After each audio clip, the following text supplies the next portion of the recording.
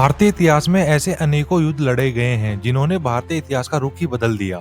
पर उनमें से कई युद्धों का वर्णन हमें पुस्तकों में नहीं मिलता, और अगर कहीं कोई वर्णन मिलता भी है तो वो बहुत ही सीमित मिलता है।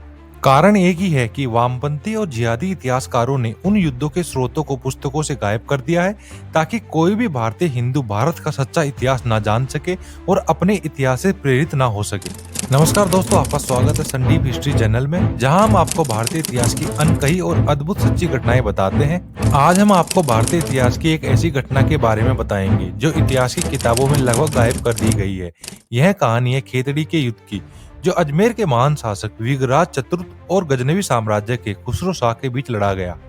8वीं शताब्दी से 12वीं शताब्दी तक देश के उत्तरी भागों और आसपास के क्षेत्रों पर आरंभिक मुस्लिम आक्रमणकारियों को बहुत कम सफलता मिली।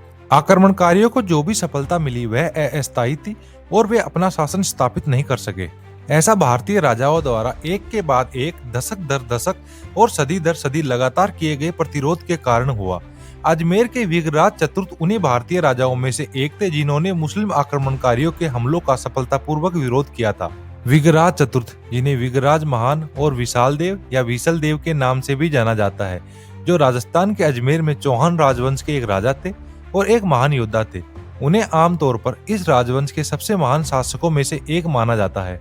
उन्होंने चालुक्य, नडुला और तोमर साम्राज्यों के पड़ोसी राज्यों को अपने अधीन करके चौहान राज्य को एक विशाल साम्राज्य बना दिया था। विग्रहराज के राज्य में वर्तमान राजस्थान, हरियाणा और दिल्ली के बड़े हिस्से शामिल थे, और संभवतः पंजाब और उत्तर प्रदेश के कुछ हिस्से भी। चौहान राजवंश ही उत्तरी भारत का इकलौता राजवंश है जिसने मुस्लिम आक्रमणकारियों, विशेष रूप से अफगानों और गजनवी के सुल्तानों को 200 वर्षों तक लगातार हराया था। विग्रहराज चतुर्थ ने भी शुरुआती चरणों के दौरान मलेच्छो मुस्लिम आक्रमणकारियों द्वारा कई आक्रमणों का अनुभव किया था। 1157 ईस्वी में मुस्लिम तुर्क आक्रमणकारियों ने उत्तर भारत की सीमा पर, विशेषकर राजस्थान पर कई आक्रमण किए, और इन आक्रमणकारियों के सरदार गजनवी शासक बहराम शाह और खुसरो शाह थे। स्थिति की गंभीरता तब और बढ़ गई जब गजनवी मुस्लिम सेनापति अमीर खुसरो शाह अपनी विशाल सेना के साथ राजस्थान के जयपुर संभाग में खेतड़ी के पास स्थित ववेरा तक पहुंच गया।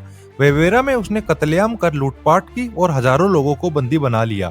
यह खबर जब विग्रहराज तक पहुंची तो उन्होंने मुस्लिम आक्रमणकारियों को हराने का संकल्प लिया।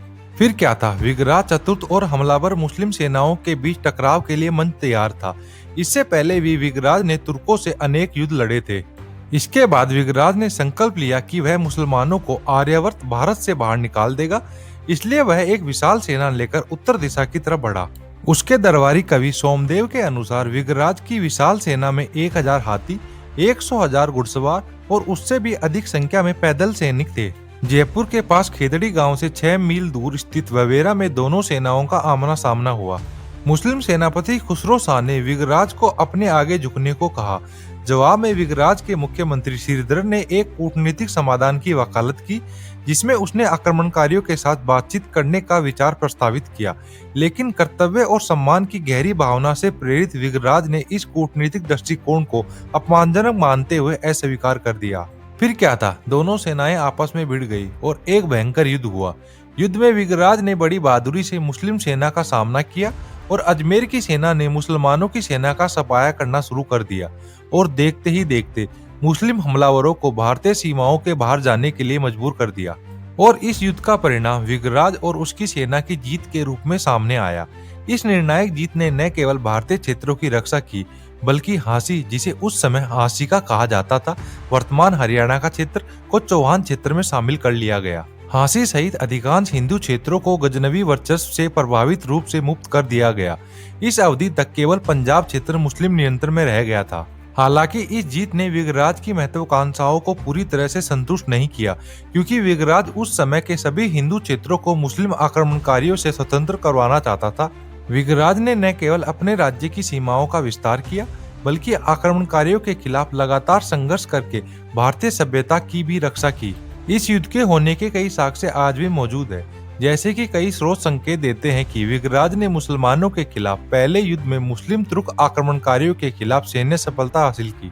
दिल्ली शिवालिक स्तंभ शिलालेख में दावा किया गया है कि उसने मलेच्छों को नष्ट कर दिया और एक बार फिर आर्यावर्त को उसके नाम के अनुरूप बनाया। प्रबंध कोश ने उसे मुसलमानों का विजेता बताया है। इस पूरे क्षेत्र से उसने मुस्लिम गवर्नरों को परास्त करके अटक के उस पार तक मार भगाया था। प्रबंध कोश ने उसे तुरुस्कों का विजेता बताया है। इस काल में दिल्ली का कोई विशेष महत्व नहीं था। अजमेर ही उस समय उत्तर भारत की राजधानी थी।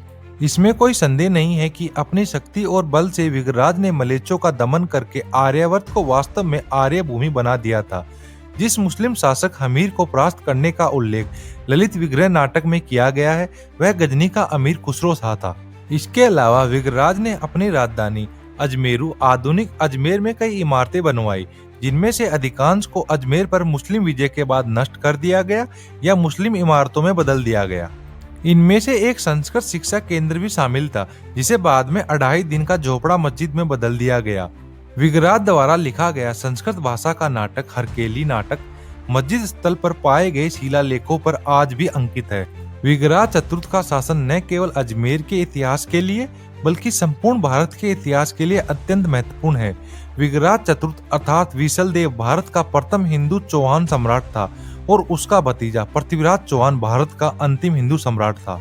विग्रहराज चतुर्थ एक योद्धा होने के साथ साथ एक साहित्य प्रेमी राजा भी था।